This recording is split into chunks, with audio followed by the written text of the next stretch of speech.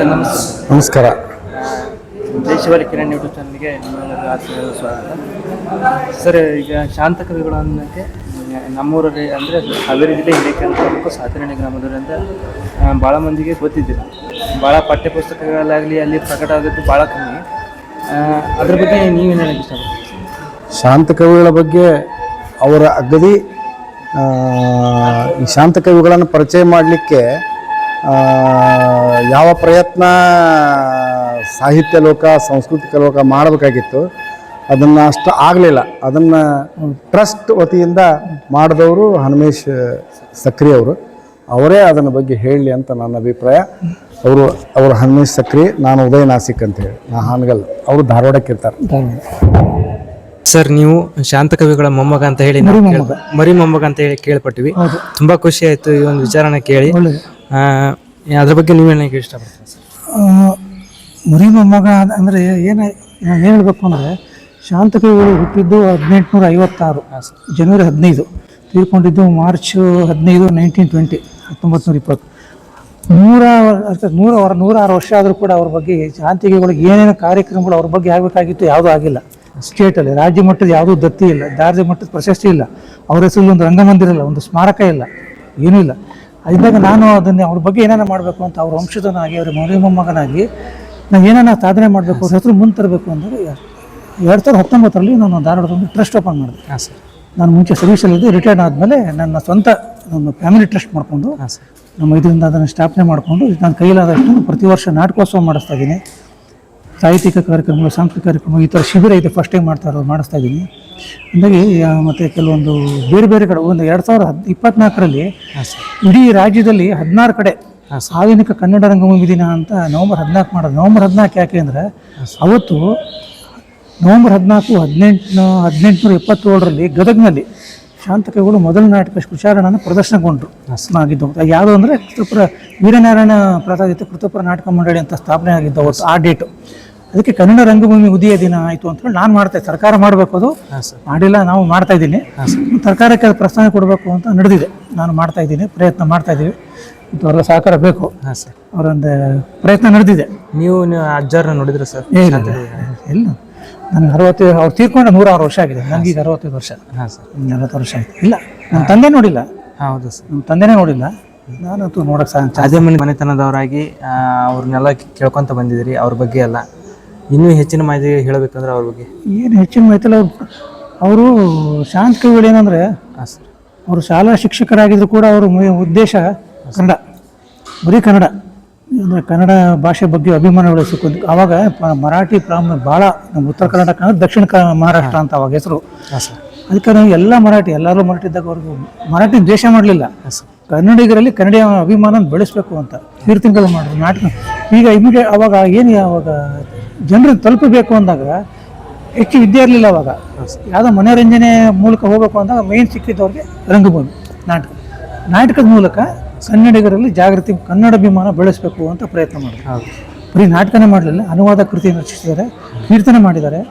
1916ರಲ್ಲಿ ಧಾರವಾಡದಲ್ಲಿ 4ನೇ ಸಾಹಿತ್ಯ ಸಮ್ಮೇಳನ, ಧಾರವಾಡದಲ್ಲಿ ಮೊದಲನೇದು, ಸ್ಟೇಟಲ್ಲಿ 4ನೇದು. ಅದಾದಾಗ ಹಣಕಾಸಿನ ಅಭಾವ ಆದಾಗ ಅವರು ಮನೆಗೆ ಹೋಗಿ ಜೋಳಿಗೆ ಹಿಡಿದು ಬೇಡಲು ಕನ್ನಡ ದಾಸಯ್ಯ ಅಂತೇಳಿ ಹಾಡು ಹೇಳಿ ಜೋಳಿಗೆ ಕಟ್ಕೊಂಡು ಭಿಕ್ಷೆ ಬೇಡಿ ಸಾಹಿತ್ಯ ಸಮ್ಮೇಳನಕ್ಕೆ ಸಹಾಯ ಮಾಡಿದ್ದಾರೆ. ಆದರೆ ಆ ಸಾಹಿತ್ಯ ಸಮ್ಮೇಳನದಲ್ಲಿ ಅವ್ರನ್ನ ಯಾರೂ ಸ್ಟೇಜ್ ಮೇಲೆ ಕರೀಲಿಲ್ಲ. ಫೋಟೋ ಇದೆ, ಆ ಫೋಟೋದಲ್ಲಿ ಶಾಂತ ಕವಿಗಳು ಎಲ್ಲೂ ಇಲ್ಲ. ಯಾಕೆ ಅಂದರೆ ಅವರೊಬ್ಬ ದಾಸಯ್ಯ ಅಂದ್ಕೊಂಡು ಅವ್ನ ಮೇಲೆ ಯಾರು ಸ್ಟೇಜ್ ಮೇಲೆ ಎಲ್ಲ ದೊಡ್ಡ ದೊಡ್ಡ ಪಂಡಿತರಿದ್ರು.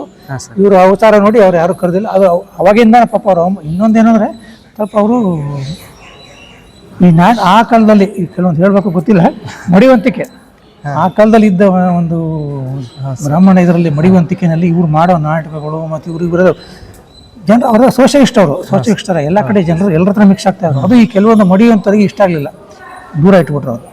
ಸಾಹಿತ್ಯ ಸಮ್ಮೇಳನ ಕೂಡ ಇವ್ರನ್ನ ವೇದಿಕೆ ಮೇಲೆ ಕರೆದಿಲ್ಲ, ದೂರ ನಿಂತ್ಕೊಂಡು. ಇದೇ ವಿದ್ಯಾರ್ಥಿ ಸಂಘ ಇದೆಲ್ಲ ಕಡಪ ಮೈದಾನ ಅಂತಾರೆ, ಅಲ್ಲೇ ಆಗಿದ್ದು. ಮುಂದೆ ನಿಂತ್ಕೊಂಡು, ಗೇಟ್ ಮುಂದೆ ನಿಂತ್ಕೊಂಡು ಬರೀತಾರೆ. ಮೆರವಣಿಗೆ ಮಿಗಿಲಾಯಿತು, ಸಾಹಸ ವೀರಿದಾಯಿತು ಅಂದ್ಕೊಂಡು ಬರೀತಾರೆ ಅವರು. ಅಂದರೆ ಅವ್ರು ಬಂದಿದ್ದು ನಂದು ಸಾರ್ಥಕ ಆಯ್ತು ನನ್ನ ಜೀವನ ಅಂತ ಹೇಳಿ ಒಂದು 3 ವರ್ಷಕ್ಕೆ ಕಷ್ಟ ಆಯ್ತು ತೀರ್ಕೊಂತ. ಅವ್ರು ಅಷ್ಟು ಸಾಧನೆ. ಅವ್ರದ್ದು ಏನು ಸಾಧನೆ ಅಂದರೆ ಕನ್ನಡ ಇಷ್ಟ. ಇಷ್ಟರವರೆಗೆ ಶಾಂತ ಕವಿಗಳ ಹಿನ್ನೆಲೆ, ಅವರ ಹುಟ್ಟು, ಅವರು ಏನು ಮಾಡಿದರು ಅನ್ನೋದನ್ನು ಅವರ ವಂಶಜರ ಹೇಳಿದರು.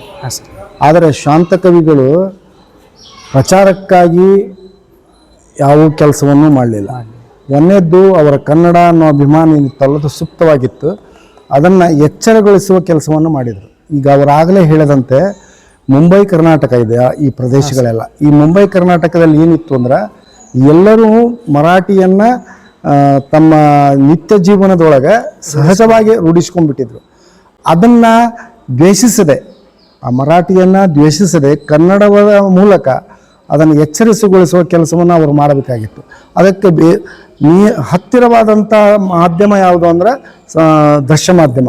ಆ ದೃಶ್ಯ ಮಾಧ್ಯಮದ ಮೂಲಕವೇ ಇದನ್ನು ನಾನು ಜಾಗೃತ ಮಾಡಬೇಕು ಅನ್ನೋ ಒಂದು ದೃಷ್ಟಿಯೊಳಗೆ ಅವ್ರು ಏನು ಮಾಡಿದರು, ಮೊದಲಿಗೆ ಆಗ ಮರಾಠಿ ನಾಟಕಗಳದ್ದು ಉತ್ತುಂಗದ ಕಾಲ ಅದು. ಮರಾಠಿ ನಾಟಕ ಅಂದ್ರೆ ಕಿಕ್ಕಿರಿ ಜನ ಸೇರುವಂಥ ಕಾಲ ಅದು. ಅದನ್ನು ಅಳಿಸಿ ಕನ್ನಡದ ನಾಟಕಗಳನ್ನು ಬೆಳೆಸಬೇಕು ಅನ್ನೋದು ಅವರ ಸೂಕ್ತವಾದಂಥ ಒಂದು ಎಚ್ಚರ ಹೇಳ್ತಿತ್ತು. ಅದಕ್ಕಾಗಿ ಅವ್ರು ಏನು ಮಾಡಿದರು, ಮೊದಲು ಮರಾಠಿ ನಾಟಕಗಳನ್ನು ಅನುವಾದಿಸಿಕೊಂಡ್ರು. ನಂತರ ತಾವೇ ಸ್ವತಃ ನಾಟಕಗಳನ್ನು ಬರೆದರು, ಸ್ವತಃ ನಾಟಕದ ಕಂಪನಿಯನ್ನು ಕಟ್ಟಿದರು. ಜೊತೆಗೆ ಭಜನೆ ಅಂದರೆ ಕೀರ್ತನೆಗಳ ಮೂಲಕ ಜನ ಅಂದರೆ ಕೀರ್ತನೆಗೆ ಭಾಳ ಮಹತ್ವ ಇತ್ತು. ಅವಾಗ ಮನೆಯಲ್ಲಿ ಕೀರ್ತನೆ ಭಜನೆ ಭಾಳ ಇತ್ತು. ಅದು ಕೂಡ ಮರಾಠಿ ಪ್ರಭಾವಕ್ಕೊಳಗಾಗಿತ್ತು.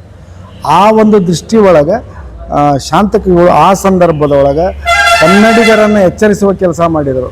4ನೇ ಸಾಹಿತ್ಯ ಸಮ್ಮೇಳನದಾಗ ಅವರನ್ನು ಕಡೆಗಣಿಸಿದರೂ ಕೂಡ ಕನ್ನಡವನ್ನು ಮೆರೆಸಿದಂತಹ ಕೀರ್ತಿ ಶಾಂತಕವಿಗಳಿಗೆ ಜರುಗ್ತದೆ. ಇದರ ಜೊತೆಗೆ ನಮ್ಮ ಉತ್ತರ ಕರ್ನಾಟಕದಲ್ಲಿ ಮರಾಠಿ ಪ್ರಭಾವ ಇದ್ದಂಗೆ ದಕ್ಷಿಣ ಕರ್ನಾಟಕದೊಳಗೆ ಆಂಧ್ರದ ಪ್ರಭಾವ ಭಾಳಿತ್ತು. ಅವರಿಗೆ ಕೂಡ ಎಚ್ಚರ ಮಾಡುವಂಥ ಕೆಲಸವನ್ನು ಶಾಂತಕವಿಗಳು ಮಾಡಿದರು. ಸರ್, ಇನ್ನೊಂದು ವಿಷಾದನೀಯ ಸಂಗತಿ ಅಂದರೆ ಇವರ ಒಂದು ಕಾರ್ಯವನ್ನು ಆಗಲಿ ಏನಾಗಲಿ ಈ ಒಂದು ಟಿವಿ ಮಾಧ್ಯಮಗಳಾಗಲಿ ಅದರಲ್ಲಿ ಯಾಕೆ ಬರಲಿಲ್ಲ ಅಂದ್ರೆ ಆಗ ಏನು ದೃಶ್ಯ ಮಾಧ್ಯಮದೊಳಗೆ ನಾಟಕ ಒಂದು ಬಿಟ್ಟರೆ ಬೇರೆ ಏನು ಪ್ರಚಾರಕ್ಕೆ ಮಾಧ್ಯಮ ಇರಲಿಲ್ಲ. ರೇಡಿಯೋ ಒಂದು ಬಿಟ್ಟರೆ ಆವಾಗ ಅಷ್ಟು ಉನ್ನತವಾಗಿರಲಿಲ್ಲ. ಅದಕ್ಕೆ ಆಮೇಲೆ ಅವ್ರು ಪ್ರಚಾರ ಪ್ರಿಯರೇ ಅಲ್ಲ. ಒಂದನೇದ್ದು ಶಾಂತಕವಿಗಳು ದೇವರ ಕೆಲಸವನ್ನು ಹೆಂಗೆ ಒಬ್ಬ ಪೂಜಾರಿ ಮಾಡ್ತಾನೋ ಹಂಗೆ ಕನ್ನಡದ ಕೆಲಸವನ್ನು ಅವರು ಮಾಡಿ. ಅಲ್ಲ ಸರ್, ಅವಾಗ ಆಗಿನ ಕಾಲಾಗ ಆಯಿತು. ನಂತರದಲ್ಲಿ ಯಾಕೆ ನಂತರದಲ್ಲಿ ಅದಕ್ಕೆ ಬಹಳಷ್ಟು ಕಾರಣಗಳಿದ್ದಾವೆ. ಅದನ್ನು ಕೆಲವೊಂದು ಸಲ ನಾವು ಹೇಳಿದರೆ ಅದು ವಿವಾದಕ್ಕೂ ಒಳಗಾಗುವಂತಹ ಒಂದು ವಿಷಯ ಇರೋದ್ರಿಂದ ಶಾಂತಕವಿಗಳ ಮಾಡಿದ ಕೆಲಸವನ್ನು ಜನರ ಎದುರಿಗೆ ನಾವು ಇಡಬೇಕಷ್ಟೇ. ಅದನ್ನು ಜನ ಇದು ಸರಿಯಾದದ್ದು ಅಂತ ಒಪ್ಕೊಂಡ್ಬಿಟ್ರೆ ಶಾಂತಕವಿಗಳನ್ನು ನಾವು ಗೌರವಿಸಿದಂಗೆ. ಆಮೇಲೆ ಇನ್ನೊಂದು ನಾಟಕದ ಪಿತಾಮಹ ಅಥವಾ ನಾಟಕದ ಮೊದಲ ಕರ್ತೃ ಅಂತ ಕರೀತಾರೆ. ಹೌದೌದು, ಕನ್ನಡ ನಾಟಕದ ಮೊದಲ ಕರ್ತು ಅವರೇ, ಪಿತಾಮಹನು ಅವರೇ. ಬರಬೇಕು ಜನರಿಗೆ. ಈಗ ನೋಡಿ, ಈಗ ನಾವು ಇಲ್ಲೇನು ಈಗ ಶಿಬಿರಗಳನ್ನು ಮಾಡ್ತಾ ಇದ್ದೇವೆ, ಇಲ್ಲಿ ಶಾಂತಕವಿಗಳು ಮಾಡಿದ ಕೆಲಸವನ್ನು ನಾವು ಅವರಿಗೆ ಹೇಳಿದರೆ ಆ ಹುಡುಗರ ತಲೆಯಲ್ಲಿ ಬರುತ್ತೆ. ಏನಂತಂದ್ರೆ ಶಾಂತಕವಿಗಳು ಕನ್ನಡದ ನಾಟಕವನ್ನು ಎತ್ತಿ ಹಿಡಿದಂಥ ಮಹಾಮಹಿಮರಲ್ಲಿ ಒಬ್ಬರು ಅನ್ನೋ ತಲೆಯಲ್ಲಿ ಅವ್ರು ಬರುತ್ತೆ. ನಾವು ಬಿತ್ತಬೇಕಾಗಿರೋದು ಮಕ್ಕಳಲ್ಲಿ. ಈಗ ಪಠ್ಯದಲ್ಲಿ ಬರಬೇಕು, ಎಲ್ಲ ಕರೆ ಪಠ್ಯದಲ್ಲಿ ಬರಬೇಕಾದರೂ ಕೂಡ ಇವತ್ತೇನಾಗಿದೆ ಅಂದ್ರೆ ಪಠ್ಯದಲ್ಲಿ ಬರೋದಕ್ಕಿಂತ ಪಠ್ಯೇತರ ಚಟುವಟಿಕೆಯಾಗಿ ಶಾಂತ ಕವಿಗಳು ಮಕ್ಕಳ ತಲೆಯಲ್ಲಿ ಬಂದುಬಿಟ್ರೆ ತನ್ನಷ್ಟಾನೇ ಅದು ಪರಂಪರೆ ಮುಂದುವರಿತದೆ ಅನ್ನೋ ದೃಷ್ಟಿ ಒಳಗೆ ಈಗ ಟ್ರಸ್ಟ್ ಆ ಕೆಲಸ ಮಾಡ್ತಾ ಇದೆ. ಅವರು ಏಕಾಂಗಿಯಾಗಿ ಹೋರಾಡ್ತಾ ಇದ್ದಾರೆ. ಅವರಿಗೆ ಭಾಳಷ್ಟು ಮಂದಿ ಧಾರವಾಡದಲ್ಲಿ ಅವರಿಗೆ ಅದರದ್ದು ಆ ಕೆಲಸಕ್ಕೆ ಎಲ್ಲರೂ ಹೆಲ್ಪ್ ಮಾಡ್ತಾ ಇದ್ದಾರೆ, ಜೊತೆ ಕೂಡ್ತಾ ಇದ್ದಾರೆ.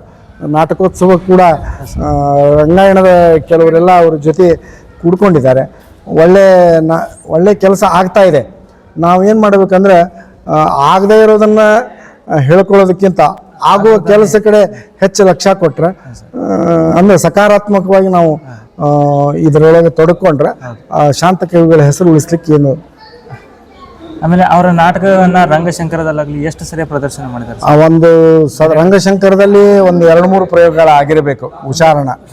ಉಚ್ಚಾರಣ ಆಗಿದೆ, ರಂಗಪಂಗಡ ಆಗಿದೆ, ನಯನ ಸಭಾಂಗಣದಲ್ಲಾಗಿದೆ, ದೆಹಲಿಯಲ್ಲಿ ಆಗಿದೆ, ಬಾಂಬೆದಲ್ಲಾಗಿದೆ. ಏನು ಉಚ್ಚಾರಣ ನಾಟಕ ಹೋಗಿದೆ. ಶೇಷಗಿರಿ ತಂಡದವರೇ ಮೊದಲು ಅದನ್ನು ಪ್ರಾರಂಭ ಮಾಡಿದರು. ಒಳ್ಳೆ ಪ್ರತಿಕ್ರಿಯೆ ಸಿಕ್ಕಿದೆ ಅದಕ್ಕೆ. ಏನು ಆದರೆ ಉಚ್ಚಾರಣ ಶಾಂತಕವಿಗಳ ನಾಟಕ, ಆ ಶಾಂತಕವಿಗಳು ಕನ್ನಡದ ನಾಟಕದ ಪಿತಾಮಹ ಅನ್ನೋದನ್ನು ನಾವಿಲ್ಲಿ ಹೇಳಬೇಕಾಗಿದೆ ಅಷ್ಟೇ. ಧನ್ಯವಾದಗಳು ಸರ್, ಇಲ್ಲಿವರೆಗೂ ಕಾರ್ಯಕ್ರಮನ ಯಶಸ್ವಿಯಾಗಿ ನಡೆಸಿಕೊಟ್ಟು. ನಮಗೂ ಕೂಡ ಧನ್ಯವಾದಗಳು. ಹಾಂ ಸರ್.